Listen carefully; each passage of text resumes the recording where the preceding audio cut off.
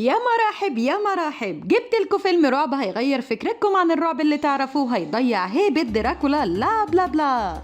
بيبتدي الفيلم في سنة 1893 وتوماس ومعاه اتنين في العربية بيتعرفوا على بعض وبيقول لهم ان اسمه توماس من لندن وشغال محامي، والراجل اللي معاه ده في العربية بيقول له انا ومراتي بنحب الانجليز قوي، والراجل اللي جنبه ده طلع مراته. المهم هما دلوقتي في طريقهم لترانسلفانيا وتوماس داخ من العربية، والراجل طلع من العربية يقول للسواق يهدي السرعة شوية واتفاجئ ان الشمس خلاص هتغرب، فقال للسواق بسرعة لازم نوصل المدينة قبل ما الشمس تغرب، كلهم خافوا ومشي السواق بأقصى سرعة ممكنة لغاية ما وصلوا المدينة. وأول ما توماس قال قدامهم إنه هيروح القلعة بالليل، في اللحظة دي كل أهل المدينة اتلموا وسمعوه واندهشوا جدا من جرأته، بس هو قال لهم أيوة أنا مكلف إن أقابل الكونت دراكولا وعندي معاه شغل. وهنا كل الناس قالوا له أنت مش لازم تروح علشان الناس في الجبال بتقول إن مصاصين الدماء عايشين في القلعة، وإن مصاصين الدماء دول الموتى الأحياء وبيصحوا من قبورهم بالليل وبياخدوا شكل الذئاب والوطاويط وبيشربوا من دم الناس. بس هو قال لهم ان كل دي خرافات، والست الكبيره لما لقيته مصمم على كلامه راحت ضربه علشان مش راضي ياخد الصليب من ايديها،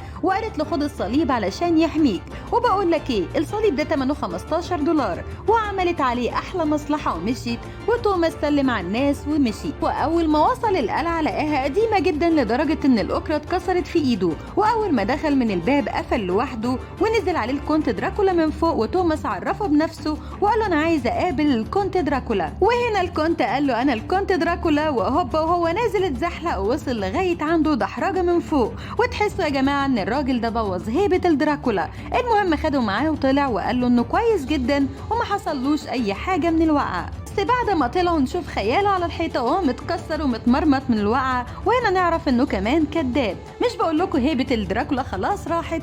وبيكون توماس اول مره يشوف خيوط عنكبوت بالحجم ده، ودراكولا دخله المكتب وقعده ومضى على الاوراق اللي جايبها له توماس، وبكده دراكولا بقى المالك الوحيد لدير كرافكس. بس المشكلة بقى ان صباع توماس اتجرح من الورق ونزف كتير جدا، والمنظر ده خلى الدراكولا ريق ويجري على الدم، بس شكل الدراكولا لما ريق وجري برضه ضيع هيبة الدراكولا خالص. المهم اثناء الليل وتوماس نايم في قصر الدراكولا دخل عليه اتنين من مصاصات الدماء، بس ايه جامدين اخر حاجه، وقعدوا يعملوا حركات مش تمام، بس هو اتعصب عليهم وقال لهم ايه منك ليها اللي بتعملوه في العفش ده. وفي المشهد ده بنكتشف ان كمان توماس غبي. المهم طلعوا له السرير وقعدوا يعملوا حركات استغفر الله، لو الدراكولا خد باله منها هيقطع رقبتهم. وما طلعوش مصاصات دماء بنات اصول، وفجاه شافهم الدراكولا وزعق لهم وخرجهم من الأوضة، وقال لتوماس الغبي إنه كان بيحلم وإن كل اللي حصل ده مش حقيقة، وطبعا توماس صدقه. وبعدها قعد ينيمه تنويم مغناطيسي علشان يخليه التابع بتاعه، وإنه هيخليه يعيش حياة الحشرات، وأمره إنه يحرس التابوت بتاعه. ومن شدة ذكاء توماس وافق على إنه يبقى تابع وزي الحشرات، ربنا يحرسه ويبعد عن ذكائه العين. وهنا توماس والدراكولا في التابوت بيكونوا مسافرين بمركب، بس الموج بيكون عالي جدا، وتوماس زي ما انتوا شايفينه بيحمل تابوت، والدراكولا طلع له اول ما شافه من شده ذكائه بيقول له مالك شكلك تعبان ووشك شاحب، وكل ده مش واخد باله انه اصلا ميت.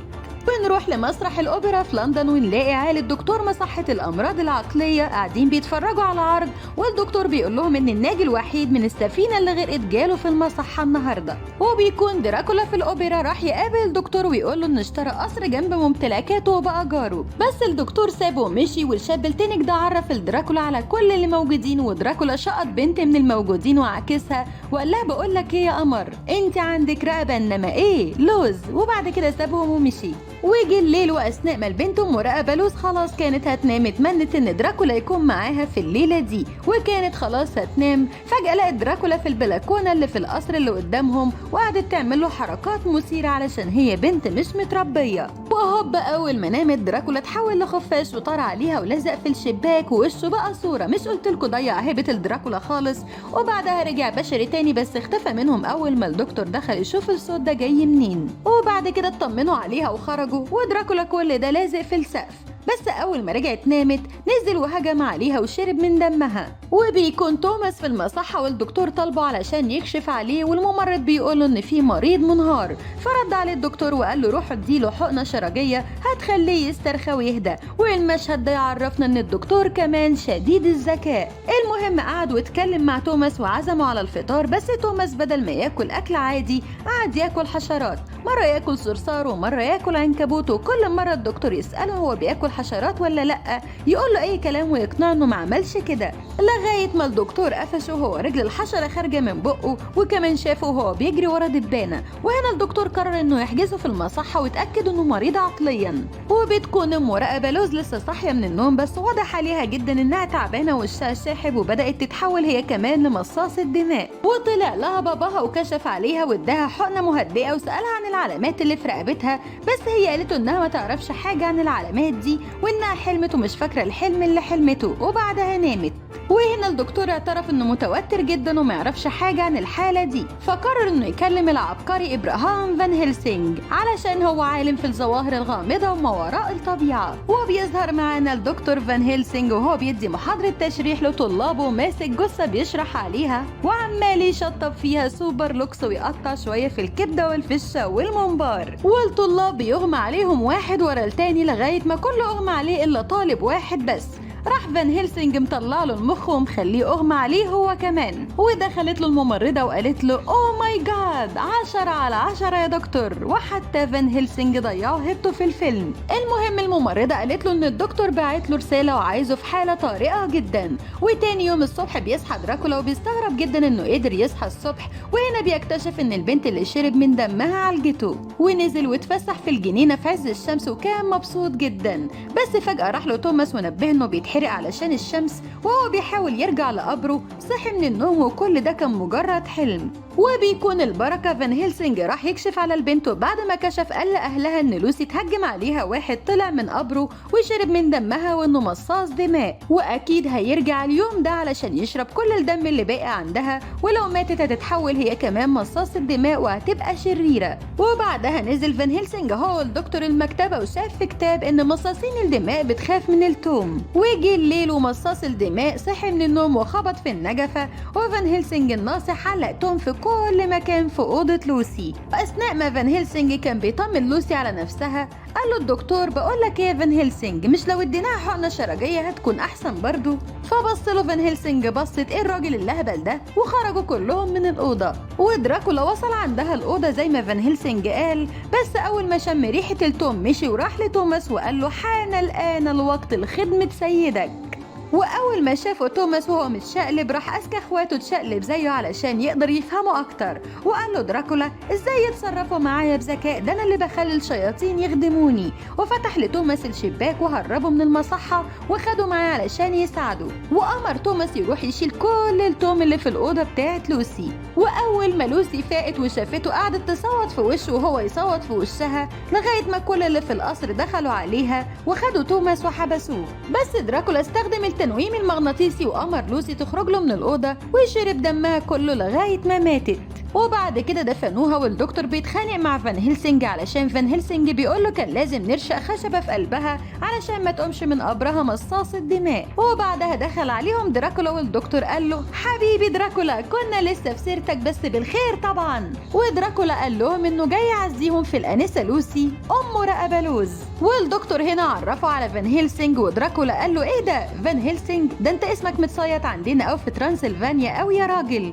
فقال له فان هيلسينج انت بقى دراكولا حفيد الحاج تيبش، الراجل اللي كان بيشرب دم بس وجزار وسفاح في نفسه وبيقطع الناس ويشرب من دمهم. فقال له دراكولا ايوه يا باشا ما هم كانوا يستحقوا كده. وقعدوا يتخانقوا مع بعض على ان مين اللي يقول الكلمه الاخيره قبل ما دراكولا يمشي، بس دراكولا كان اصيع من فان هيلسينج وقال اخر كلمه ومشي. وبصراحه تفوقوا على نفسهم جدا في شغل العيال. وبعد ما مشي دراكولا فان هيلسينج فتح الباب علشان يقول هو اخر كلمه، راح طالع له من الشباك دراكولا وقايل هو اخر كلمه برضه. بس بعد ما مشي قال لهم فان هيلسينج انه شاكك ان دراكولا هو مصاص الدماء اللي هما بيدوروا عليه. وبيجي الليل وبتصحى لوسي في قبرها وهي مصاص الدماء وبتهجم على حارس المقبره وبتشرب من دمه وبتخلص عليه. بس في اللحظه دي فان هيلسينج وصل المقبره واكتشف اللي حصل. وفي نفس الوقت جوسان وصل المقبره برضه وشاف لوسي وقال لها ازاي انت المفروض ميته. فقالت له لا انا مش ميته، وقعدت تعمل له حركات مثيره بجسمها لغايه ما كانت هتعض وتحوله. وفي اخر لحظه جه فان هيلسينج وخوفها بالصليب فجريت ودخلت المقبره بتاعتها تاني. ودخل وراها فان هيلسينج وقال لجوسان انها مش ميته وبقت مصاص الدماء. فقال جوسان ايه ده هي ايطاليه؟ فقال له اسكت انت يا غبي، احنا لازم نقتلها ونخلص عليها، ولازم اللي يعمل كده يكون شخص حبها في حياتها. وجوسان سمع الكلام وحط الخشبه في قلبها باقصى قوه وعملوا حمام سباحه في المقبره من الدم. وهنا نشوف جوسان وهو بقى كله مستحمي بالدم، وفان هيلسينج معلهوش نقطه دم واحده علشان طبعا قديم في الشغلانه. وبيكون دراكولا تحت بيت الدكتور علشان يخطف بيلا ويتجوزها، ومنيمها هي والخدامه تنويم مغناطيسي، وقعد يديهم اوامر وينفذوها غلط لغايه ما دخل بنفسه وخدها من اوضتها ومشي. واول ما وصلوا القصر بدا يعمل عليها الطقوس وشغل ميوزك وقعدوا يرقصوا كتير جدا. وفجاه شاف خياله بيعمل استغفر الله العظيم مع خيالها وزعق له، وكملوا رقص بطريقه مدهشه جدا لغايه ما عضها في رقبتها. وتاني يوم الصبح رجعت بيلا لبيتها واتعاملت معاهم كلهم بطريقه طبيعيه جدا. واول ما شافت خطيبها جوسان كانت عاوزه تعمل معاه حاجات وحشه بس هو رفض، بس هي فضلت وراه لغايه ما دخل الدكتور وشافهم في الوضع ده. هي قالت له ان هي بريئه وجوسان هو اللي حاول يعمل معاها كده. واتعصب جدا الدكتور وقال له ده انا اللي كنت باكلك واشربك ومقعدك في بيتي وخاطب لك بنتي، يا اخي ده حتى بكسراتك على حسابي تعمل فيا كده؟ ولا امشي من وشي بدل ما اجيب لك الحقنه الشرجيه. بس اول ما دخل عليهم فان هيلسينج وعرف اللي حصل من جوسان شك فيها، واول ما شال الكوفيه من على رقبتها عرف ان حصل لها زي ما حصل لاختها وان مصاص الدماء حولها. ولما انكرت كل كلامه حط لها الصليب في ايديها، ولما ايديها اتحرقت واغمى عليها اتاكد انها اتحولت، والشك كله بقى في دراكولا وتوماس، وقرروا يعملوا حفله علشان يوقعوا فيها مصاص الدماء. وحان الان وقت الاكشن والاثاره والرعب. دراكولا حضر الحفله واول ما شافوه كلهم اتخضوا وطلب منهم انه يرقص مع بيلا. واول ما شاف توماس قال له انا حاسس ان الحفله دي كمين، احنا لازم نهرب. وبعدها خد بيلا ورقص معاها. بس اثناء ما كانوا بيرقصوا فان هيلسينج العبقري كان مجهز مرايه كبيره جدا في الحفله، واول ما فتح المرايه دي دراكولا ما ظهرش فيها وظهر ان بيلا بترقص لوحدها. وده اكد لهم ان دراكولا مصاص دماء. وفي الوقت ده دراكولا منسجم جدا في الرقص مع بيلا، وكل الناس شايفه دراكولا بس لما بيبصوا في المرايه مش بيلاقوه موجود، لغايه ما دراكولا لاحظ فخ المرايه وكسرها وخطف بيلا وهرب. وفان هيلسينج قال لهم انهم لازم يقبضوا عليه قبل طلوع الشمس، ودوروا عليه في كل مكان ما لقولهوش اي اثر. فقرروا انهم يحرروا توماس ويتتبعوا خطواته علشان يقدروا يوصلوا لدراكولا. واول ما خرج توماس قال لنفسه هم مخرجيني علشان اوصلهم لدراكولا، لا انا ذكي وهضللهم. وقعد يلف حوالين نفسه وهو بكده يكون ضللهم، وراح بعد كده جري على دراكولا. شفتوا يا جماعه التضليل سهل ازاي؟ المهم توماس وصل القلعه اللي فيها دراكولا وهم وراه وقالوا له من بره استسلم يا دراكولا. بس توماس قال لدراكولا انا اسف، انا السبب، انا اللي جبتهم ورايا وانت لازم تضربني يا دراكولا. وفي اللحظه دي بيكونوا دخلوا عليه القلعه، بس هو خد بيلا ودخل اوضته وقفل عليهم من بره، وقعدوا يكسروا الباب من بره. وفان هيلسينج يساعدهم ويكسر الهواء لغايه ما دخلوا عليه ولحقوه قبل ما يموت بيلا. بس دراكولا بهدلهم ضرب وكسر الصليب بتاع فان هيلسينج، ولسه كان هيعض بيلا الشمس طلعت، وفان هيلسينج كسر الشباك وخلى الشمس تدخل عليه وحولته خفاش. وهنا كان هيهرب منهم تاني لغايه ما فتح له الشباك توماس وقال له تأمرنيش بأي حاجة يا سيدي، ودخل عليه الشمس وحرقه. وبعد ما دفنوه في قبره راح له فان هيلسينج وقال آخر كلمة علشان محدش يقول بعده. وبكده الفيلم اللي ضيع هيبة دراكولا وفان هيلسينج خلص الحمد لله. ربنا يبارك لكم بقى، اعملوا لنا لايك وشير وسبسكرايب علشان اجيب لكم افلام زي كده كتيرة قوي. واسم الفيلم يا جماعة دراكولا ديد اند لوفينج ات. وما تنسوش فعلوا زرار الجرس علشان الفيلم اللي جاي. اشوفكم على خير.